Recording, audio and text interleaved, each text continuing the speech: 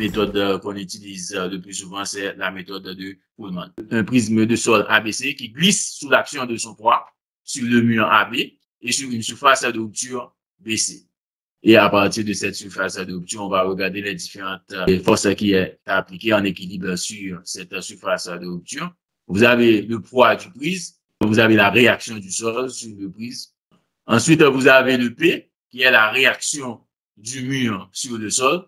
Maintenant, on peut montrer que cette force de poussée est proportionnelle par rapport à ce poids. Et P est égal à W par UF sur EU.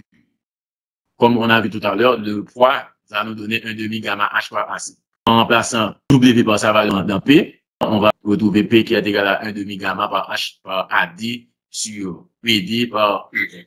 La construction de Coleman permet de déterminer graphiquement la force de poussée. Il suffit de positionner le point D. On va déterminer la valeur maximale que peut prendre EF.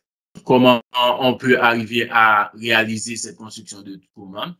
Tout d'abord, on doit tracer l'horizontale BH à la base de l'ouvrage. On doit positionner le point D de telle façon qu'il soit le point de rencontre de deux droites. La ligne du massif qui part du point A et qui suit le massif A va nous donner l'angle bêta.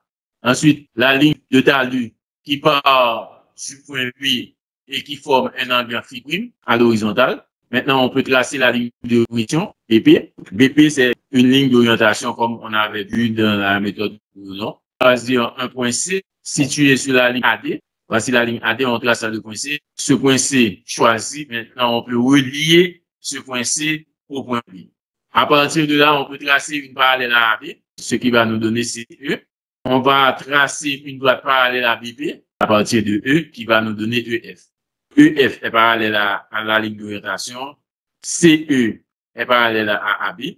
Donc, il suffit de répéter les étapes 4 à 6 jusqu'à l'obtention de la valeur maximale de EF. À chaque prisme considéré, on va trouver une ligne EF qui va nous permettre de tracer la courbe de Coleman.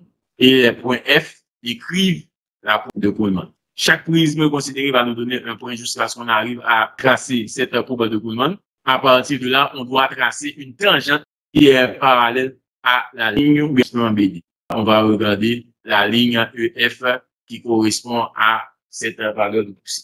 Donc, c'est comme ça qu'on doit déterminer la construction de Coleman pour qu'on puisse déterminer la poussée dans le cas des murs de soutènement.